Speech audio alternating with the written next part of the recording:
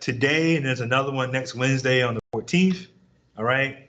Donors will get some money, and then there's a possibility of getting a $500 scholarship. So if you guys are able to participate, I would.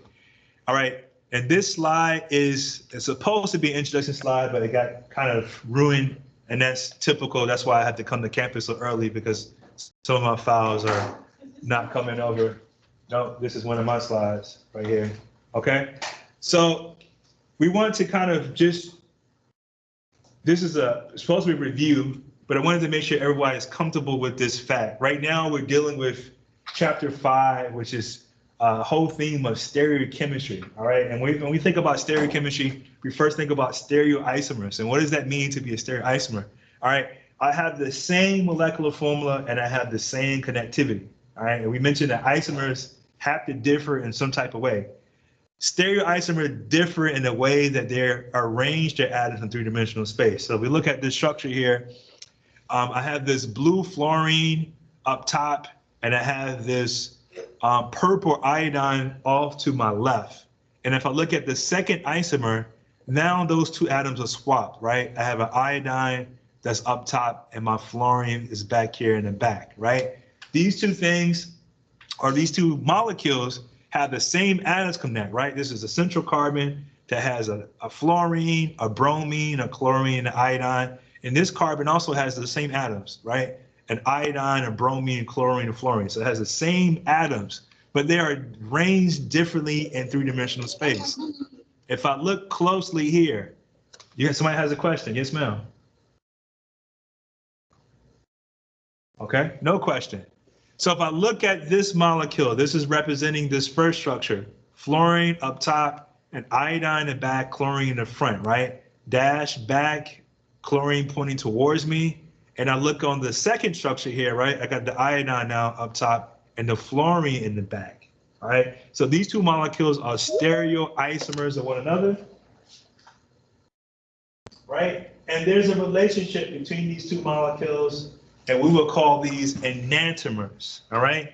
Now, there's a term that comes up that's very important for us to study stereoisomers, and the term is chiral.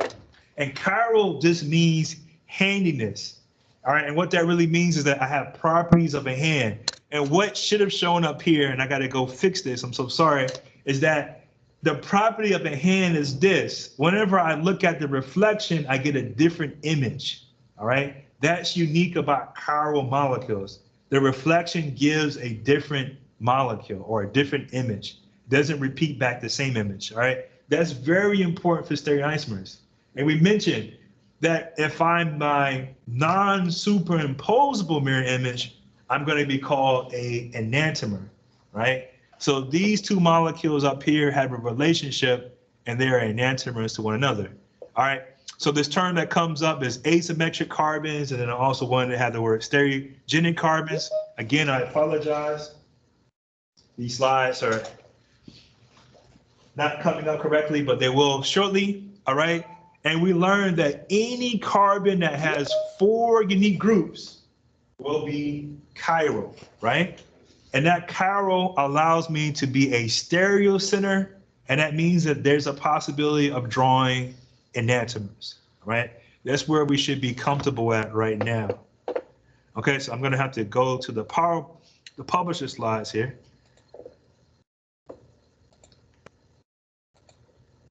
To keep moving forward.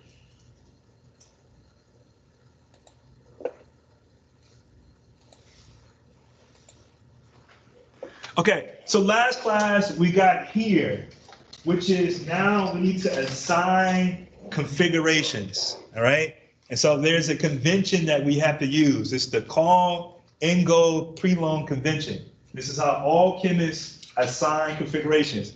And keep these two words in your brain: a conformation versus a configuration. A conformation is just my orientation around bonds, right? A configuration is my orientation in three-dimensional space. All right, so they have two different type of things, all right? There's only 2 possible letters that we assign with this convention, an R or an S configuration. I'm hoping everybody is comfortable with that, all right? So there's two main rules that you have to have down when it comes to using this convention. First, you want to assign a priority. And again, we said that priorities are based off of atomic number. So the greater the atomic number you are, the greater priority you will have, or as another way to say that you have the lowest number, right? So a 1 is given to the highest priority, aka the atom that is the highest atomic number, that has the highest atomic number, okay? So if we look at this example that the publisher gave us, all right, I have a fluorine, nitrogen, carbon, and an H. Out of all 4 atoms, the highest atomic number will be fluorine. Next, it will be nitrogen, then carbon, then hydrogen, right? So I have my, what you want to say? I have here my priorities set. Sometimes there are ties, and that means that the atoms attached to that chiral center are all the same. If I look at this example here again, the first atom attached is a carbon. Carbon, carbon, carbon, carbon, and so that would be a tie among all of those atoms because the carbon here has all the same atomic number. So I need to find a way to break that tie. And typically we use the first point of difference, all right? Not a cumulative summing of mass. And beware, that's what students, excuse me, appear to have a tendency to do, is that you group everything attached to that carbon as a priority, but that's not how it works. You look for the first difference. Excuse me, I'm sorry. So I think some dust got in my throat here. So if I look at this carbon, I look for what's different, I see a bromine, which is different than a chlorine, right? So who has the higher atomic number here? Bromine does, right? So this is why bromine will be the highest priority in this group. Next, I have a chlorine versus another carbon. The chlorine is going to beat that, right? So now this is higher priority than that. Now beware, and this is why I thought this is a good example. If you look at this carbon, it has 2 chlorines, but 2 chlorines did not beat 1 bromine. Sure, you can add the mass of those 2 atoms, but that doesn't give it higher priority. It's based off the first difference, again, not the cumulative effect, all right? Now, if I look at this carbon versus that carbon, sure, this carbon has 1, 2, 3 carbons attached, and this has 1, 2, and an H, right? So our point of difference comes from the fact that this carbon has attached to it 3 carbons, while this carbon only has attached to it 2 carbons and an H. So this carbon versus that H is going to allow this to win. All right, and the last case here is that I had a carbon and a carbon.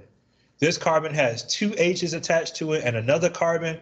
However, this carbon has 2 carbons attached in the H, all right? So that means that an H is going to lose out to one of the carbons that is attached to that carbon. So this makes this group bigger than that group, all right? So keep in mind that ties can be broken that way.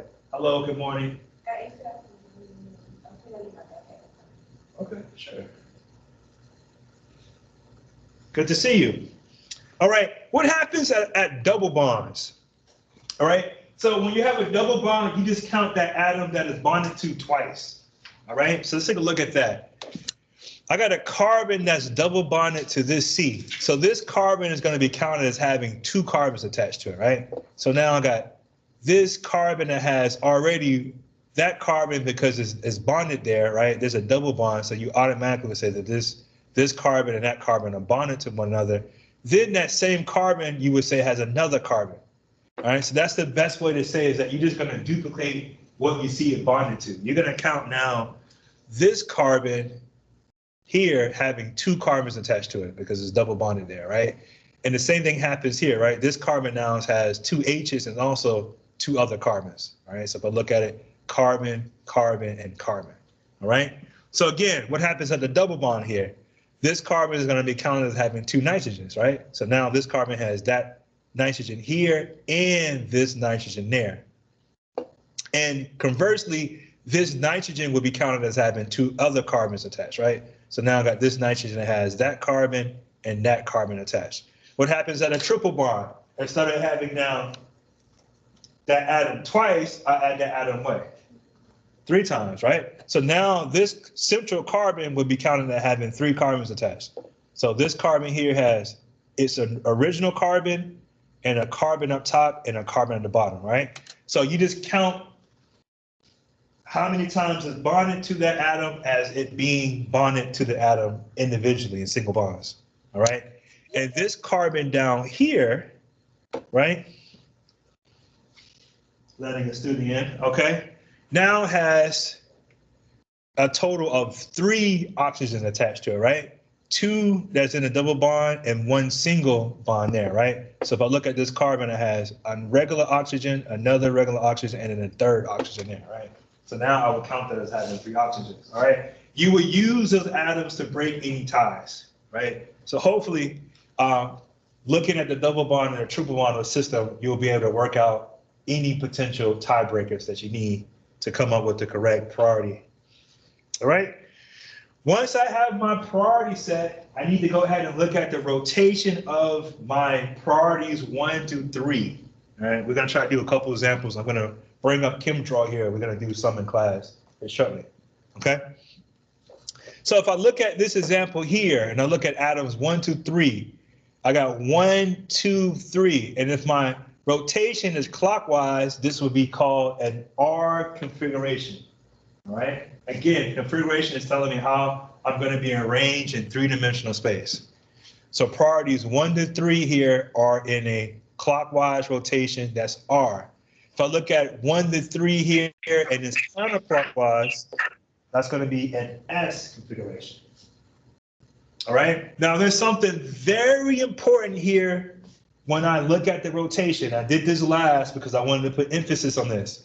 You have to arrange your atoms where your smallest group is in the back, all right? So that means that when I look to determine the rotation, be aware that you only choose the rotation of groups 1 to 3 when you are observing the molecule when the smallest group is in the back, all right? So if I look at the Fricke structure here, right?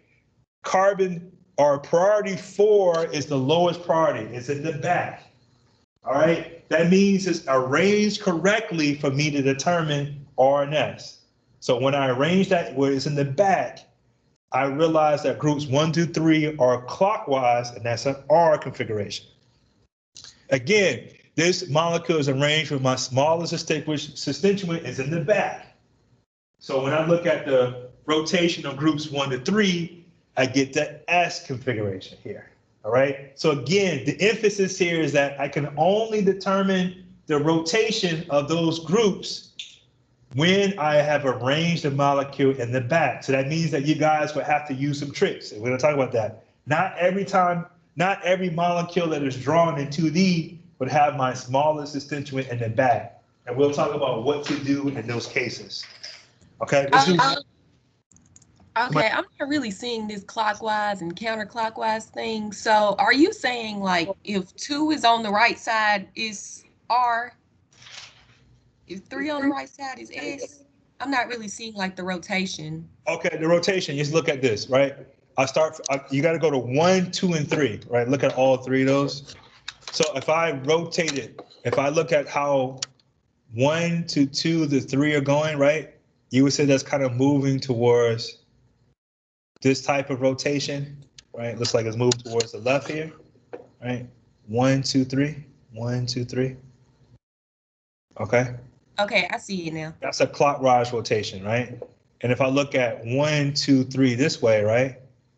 That's moving counterclockwise, right? And that would be an S configuration. Okay. Does that help a little bit? Yes, sir. Okay, great. Let's move to the slide and then we're gonna do some examples in class, all right?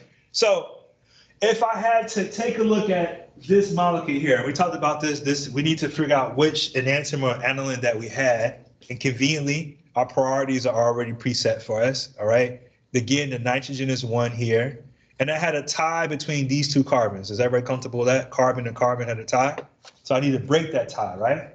So if I look at the first atoms attached to my chiral center, let's do that really quickly. There's a nitrogen, a carbon, and an H. Automatically, H has to be the smallest constituent, all right? And out of carbon, nitrogen, nitrogen has the higher atomic number, right? So nitrogen will have the 1 as its priority. I got 2 carbons, so break the tie. Look for the first point of difference, right? This carbon only has an H, but this carbon has an O, right? That's our first difference. So who wins out of H and O? The O does, right? So that means that this carbon with the O is going to be higher priority than the carbon with the H. So this is why this is 2 and this is 3. All right. Now, is this drawn where the smallest constituent is in the back? I'll take hands. Can you guys give me a raise of hands? If you say yes, can you raise your hand?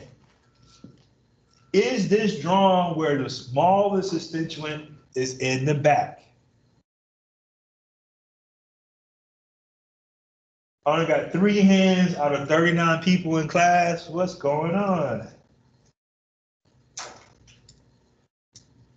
4 hands. All right, 5 hands. Good to see you, Miss McDaniel. Oh, your last name is not McDaniel? Oh, what's your last name? Oh, good to see you, Miss Collins. I'm sorry. I know I taught you last year somewhere. You wasn't in one of my classes? No. You wasn't in my last class last year? Oh, yeah, lab. Oh, okay. All right, sorry, I had a new student come in. All right, so I got a very small amount of hands. So if you didn't raise your hand, can you tell me where's the smallest group? Is it in the front or in the back? It's in the back. All right, for those that didn't raise their hand, they tell me in the back. It is in the back. So that means, am I looking at this correctly? To assign configurations? Yes. Yes, you are. Keep that in mind. That's the trick. That's the #1 trick that we like to do with students. Are you guys paying attention to that? The rule says you can only assign configuration when you are looking at the molecule where the smallest constituent is in the back. All right? I see a lot of examples of students when they send me RNS, they forget that. You guys, if you're taking my lab course, there's a molecular model kit lab that you have to do, right? I look at those structures all the time and they don't remember that fact. Okay, good. So this is drawn where my smallest group is in the back. So now I can look at the rotation of this. If I look at the rotation, it goes 1, 2, 3, like this, right? You don't have to worry about 4, only 1 through 3. What's the orientation of that rotation? Is it clockwise or counterclockwise? That's counterclockwise. So will that be assigned an R or an S? Yes. It's an S configuration, all right? So let's do some more of these on ChemDraw. I'm gonna make some random molecules up.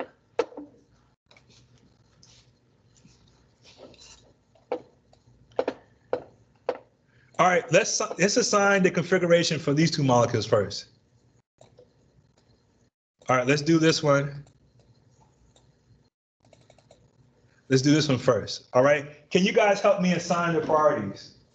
Who should be assigned a priority 1? Fluorine. No, bromine. One more time. Who should be the 1? Iodine. That's right. Iodine should be the 1. All right, I will give you a periodic table if you guys need one. All right, who's next? All right, so in class, they told me that bromine is next. I gotta sit down and use the keyboard. All right, give me 1 sec, I'm sorry.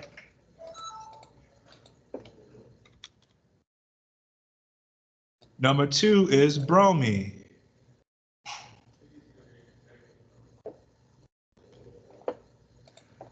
All right, who's next? Chlorine. All right, chlorine's next. All right, and who's last? Fluorine, right? All right, somebody has a question. Go ahead with the question. I'm trying to name like the example, so when I go back to my notes, Yeah, right now I'm assigning priorities first, and then I'm gonna assign the configuration. Good. All right. So the first thing here is that I needed to assign this the correct priorities. Is everybody comfortable with this priority setting? Yes or no? Any questions in class? Everybody's comfortable with the way that we assign these, right? All right, next question. Can we assign the configuration as drawn? All right, somebody said no in class. No. Anybody online? I didn't hear you.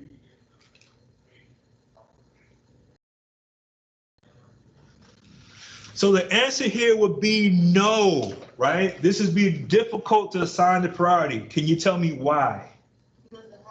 Cause the least not in the back. That's right. The smallest group is not in the back. So that means that the way it's drawn is not helpful for me to determine if this is on a wedge or on a dash. All right. So I'm gonna do this. I'm actually gonna redraw this for you. Give me one sec. So that's good that you recognize that. Give me one sec here.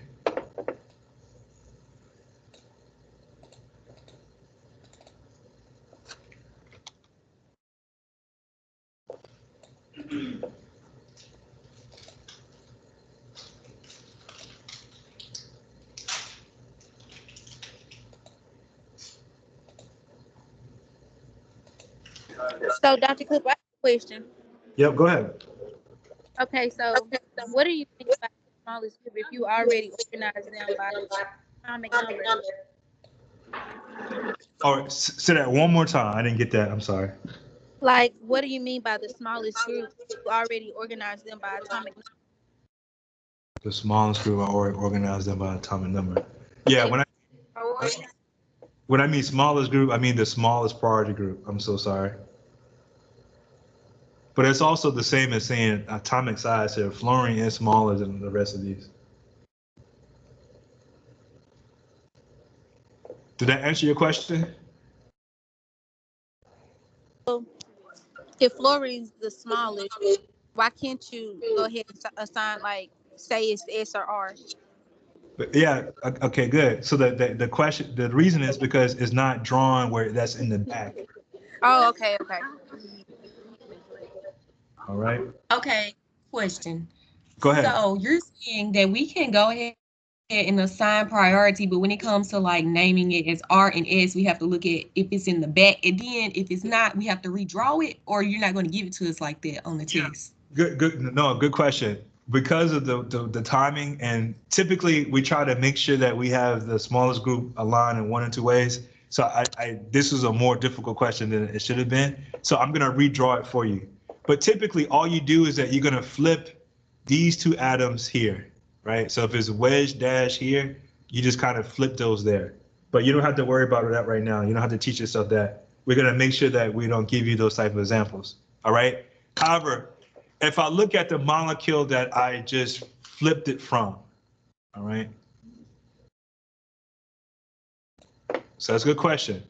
You definitely have to recognize that if your smallest group is not in the back, you're not seeing the molecule correctly to assign the configuration. However, in the molecule that I just flipped the molecule to, where is where's my smallest group?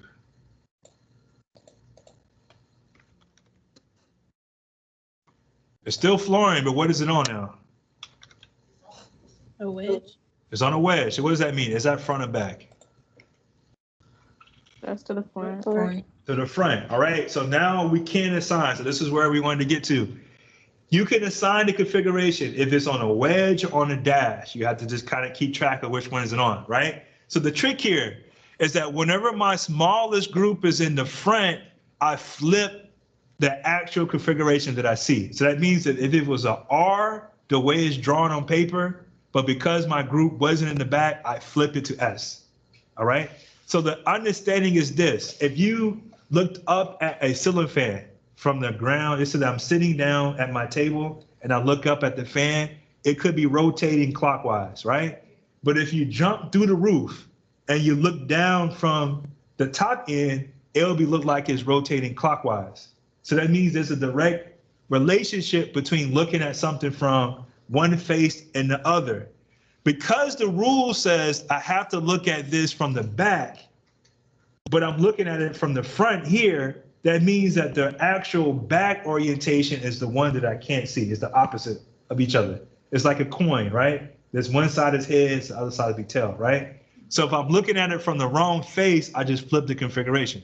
All right, so let's put this note up here. All right, when the smallest RT, that's misspelled. Let me,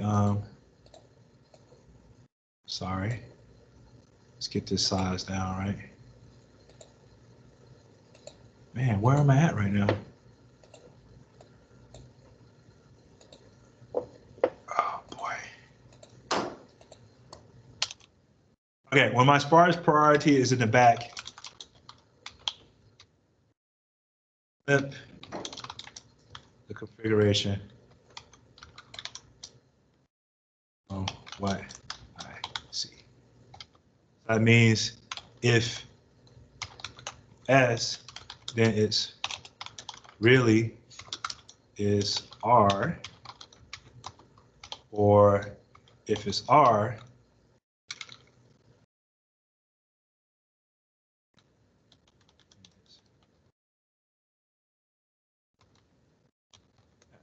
okay, does everybody get this trick? Oh, I made a mistake here. That's front.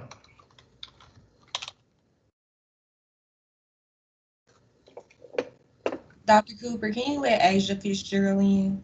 Okay.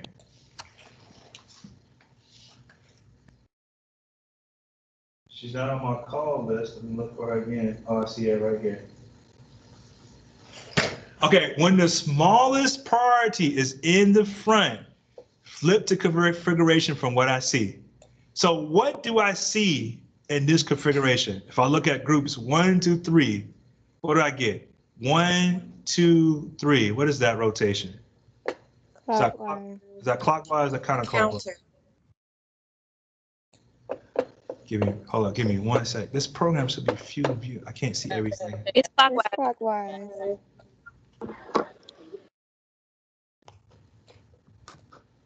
All right. This is a clockwise rotation. I'm hoping everybody is getting comfortable with that, right?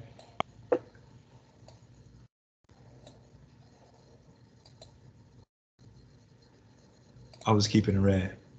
All right, this is a 1 to 2 to 3 rotation. So this is clockwise, right? So clockwise rotation should give me what configuration? Or S. But can this stay R? Is that the right configuration here? no. Because it's on the front,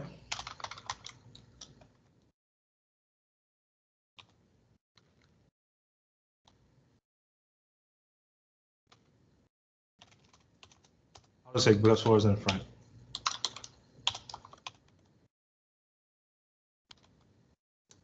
The true configuration here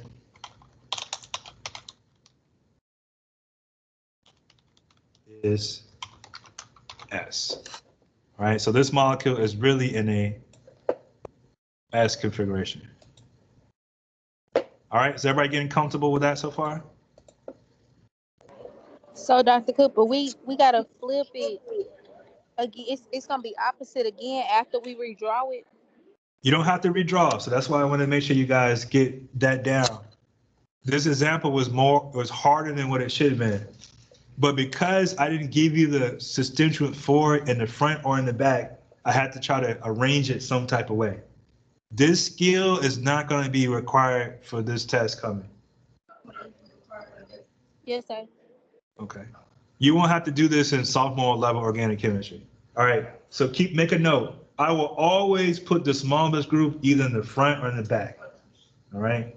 Now in Pearson, that might come up where they give you some examples like this. All right. And if you got some questions there, I can teach you guys how to flip how to reorient the molecule to where you can have one of those groups in the back. But for now, I won't give you an example like that in the test.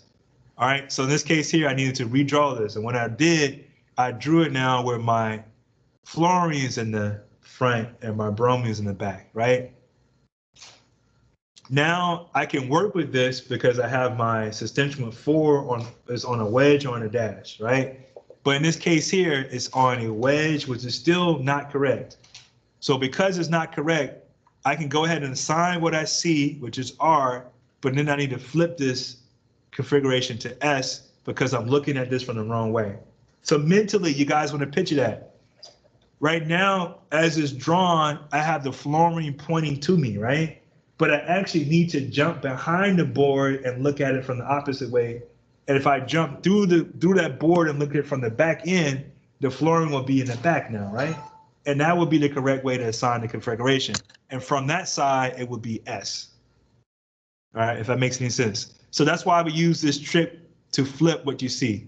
If it's R, just flip it to S because you're looking at it from the wrong way.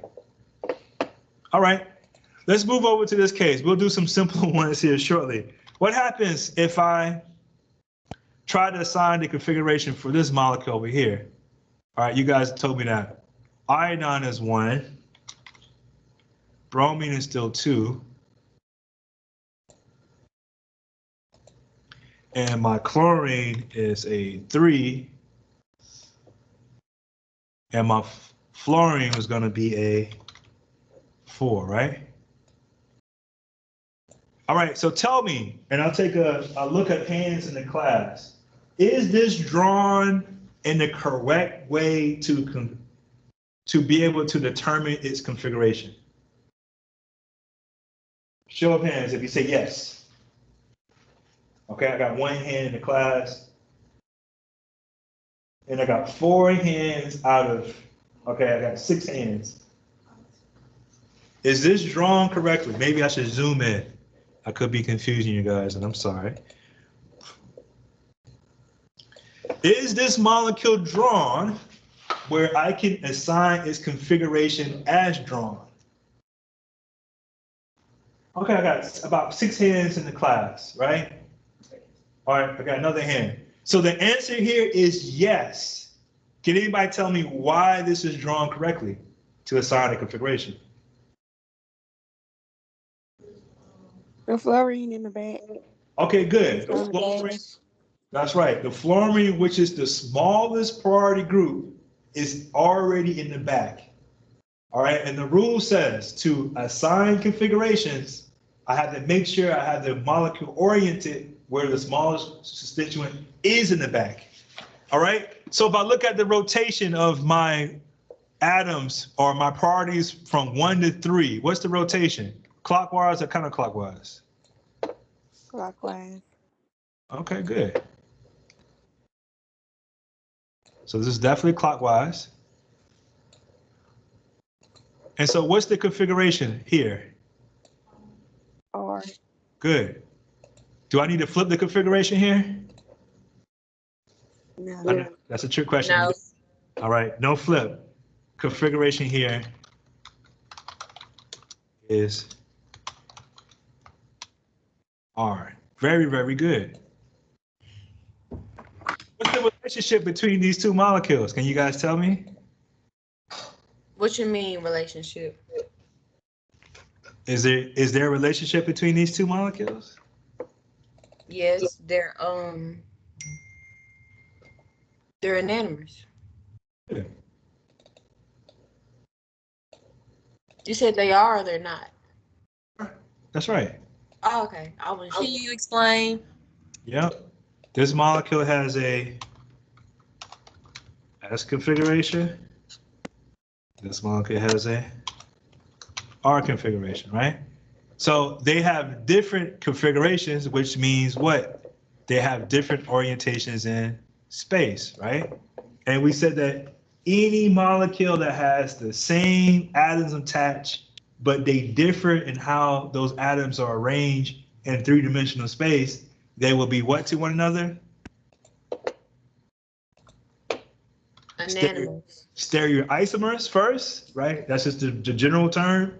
And if we could be more specific here, these compounds are non-superimposable mirror images of one another. And I know that could be hard to see that they're mirror images, but they are. So these are enantiomers. All right, that's the relationship here. All right, did that answer the question? Someone had wanted me to explain why. Yes. Okay, great.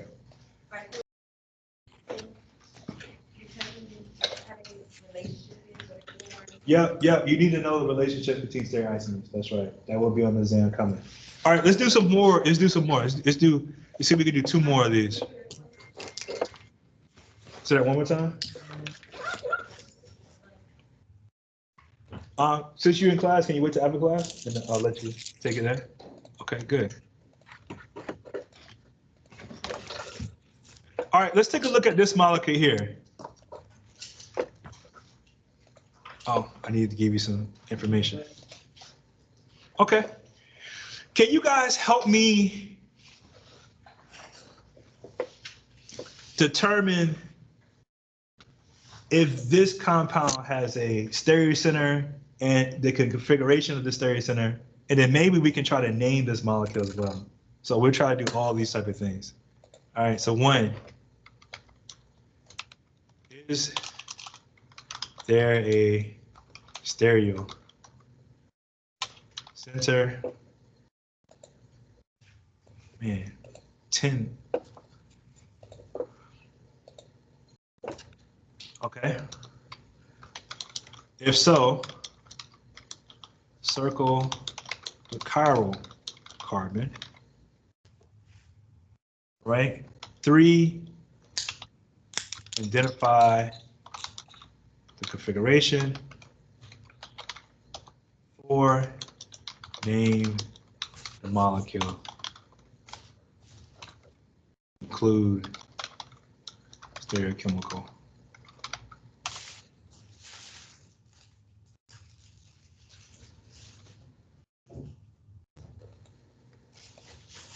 Okay, can everyone see that?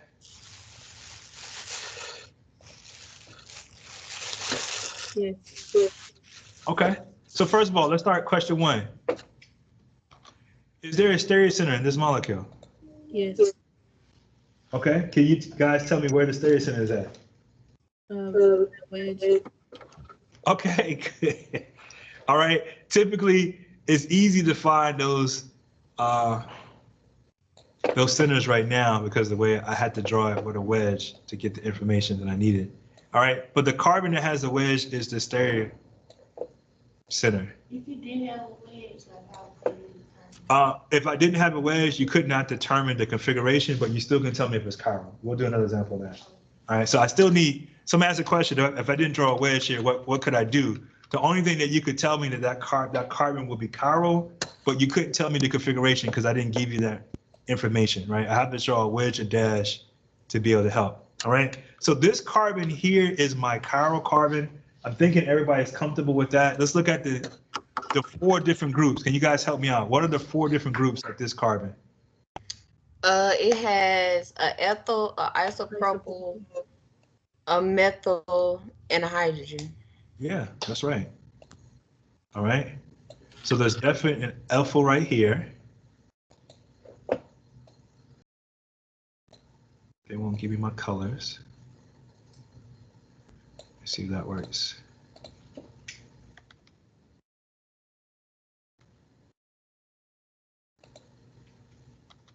All right, there's a methyl here. And then at the bottom,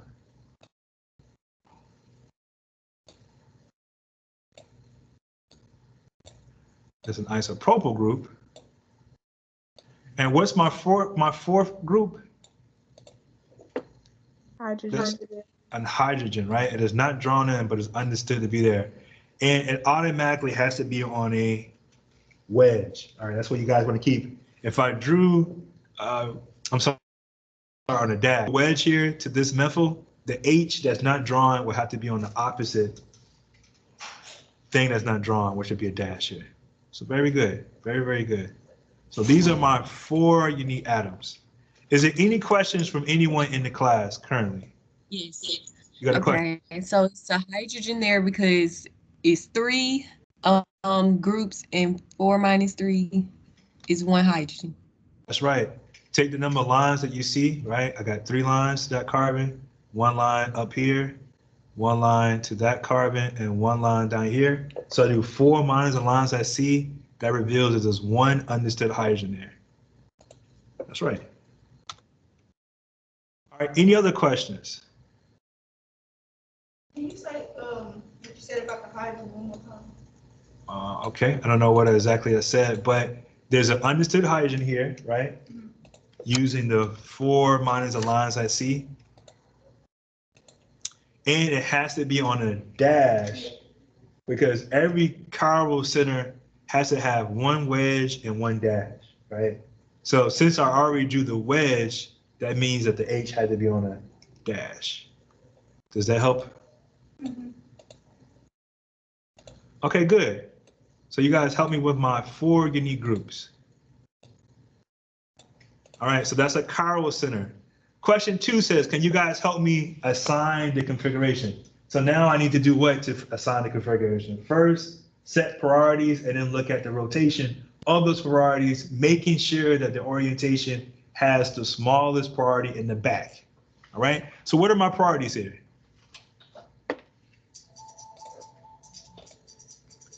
I'm gonna draw the 4 groups out over here.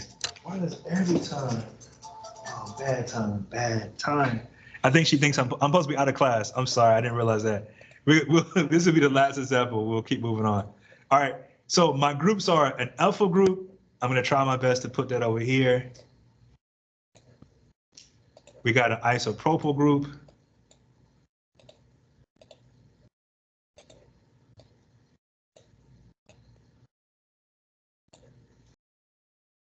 I'll put this over here.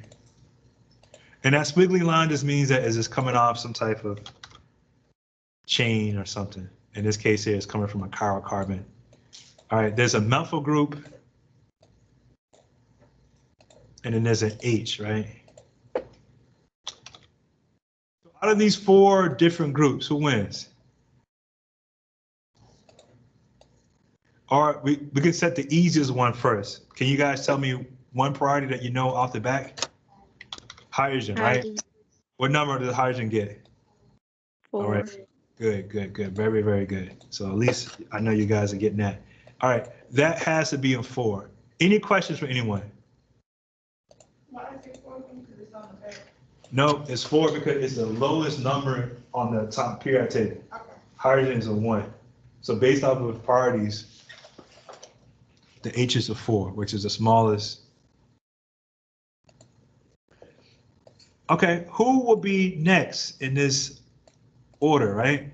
So I got a 3-way tie, right? I got a carbon, and another carbon, right? So that's a 3-way tie. Is everybody comfortable with that? Or do I need to put carbon as the first atom attached?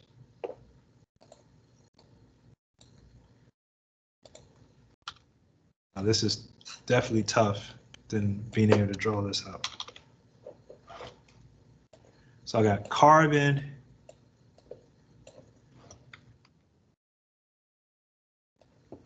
carbon. That's all a tie. And that's going to be tough to initially break that tie, right? So how do you break ties when it comes to things like this? What do you do? The next atom. Look at the next atoms attached, right? So for the one on the bottom, what's attached to it next?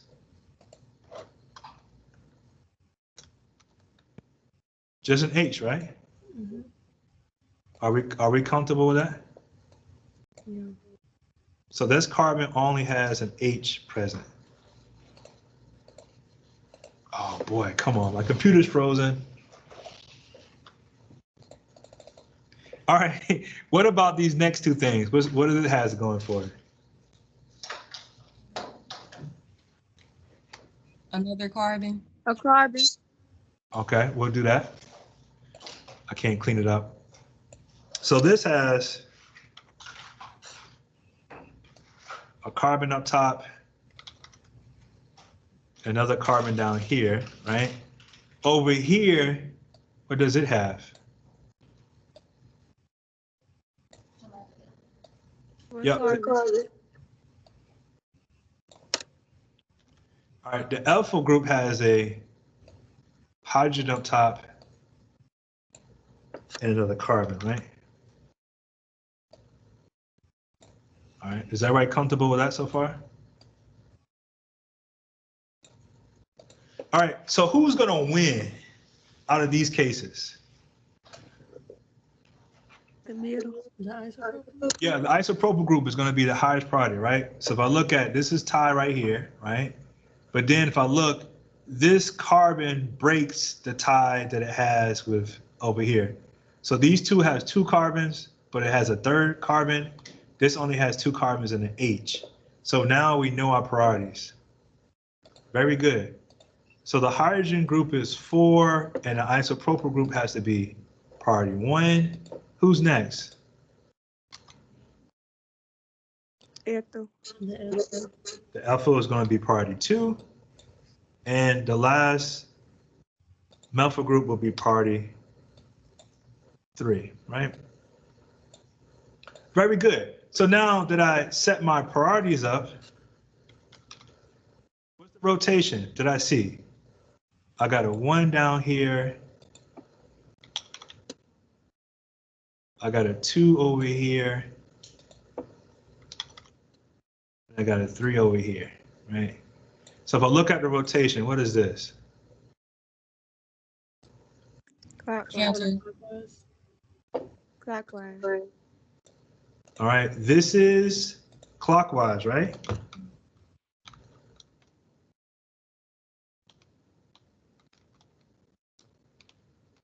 Okay. So this rotation would be a sign of what configuration? Or All right, last thing, just to do a check. Is my smallest constituent in the back when I did this?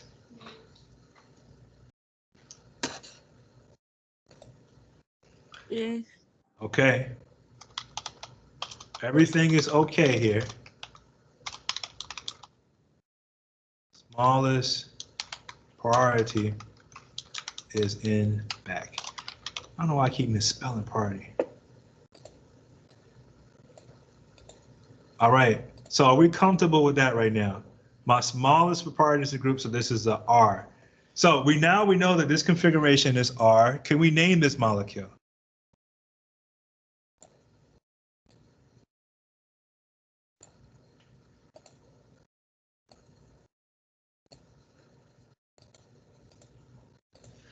All right, can you guys help me with the name? I need to get my longest chain. Let's redraw this.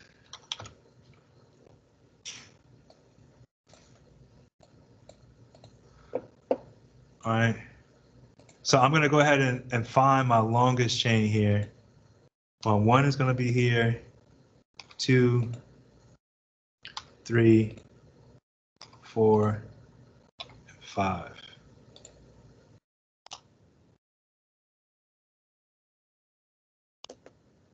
Hoping that everybody's comfortable with that.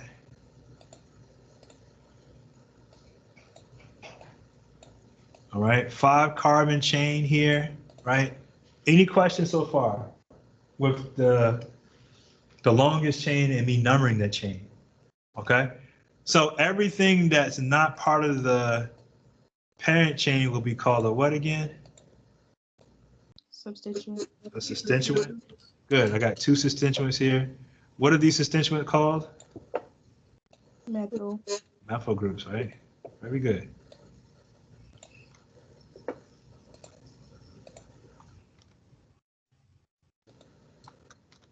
Okay, and I know that carbon 3 has a configuration that's what now? R, right? So that's going to be important for us as well now. So that's an R configuration.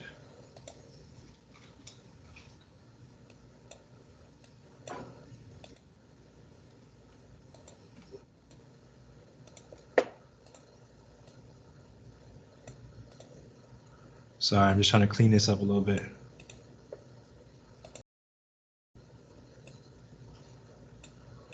All right, so to name a molecule that now has stereochemistry, you want to start with the number or the carbon that has the configuration, and you want to get the location of that carbon. So here I have to say 3R, and typically we put that in 2 parentheses. All right, so now we say, I'm sorry, not 2R, 3R. All right, then I name my substituents. I have a substituent on carbons 2 and 3. So this is 2,3-dimethyl. Again, there's multiplicity here. So I have to use a di. And then I go ahead and start with my parent chain prefix, which is 5. So that's going to be pent. And then because this is an alkane functional group, this would be ane. Sorry. So the name of this molecule is 3R 2,3-dimethylpentane. Okay. I have a question. Go ahead.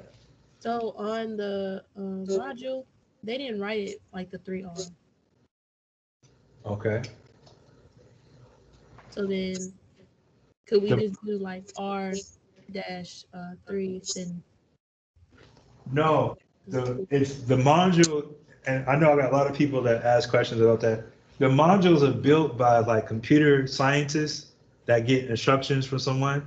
So sometimes like information that people think is assumed gets missed out, but you need the number of the stereocenter, and that becomes very important because on next class, we need to start talking about what happens when there's multiple stereocenters.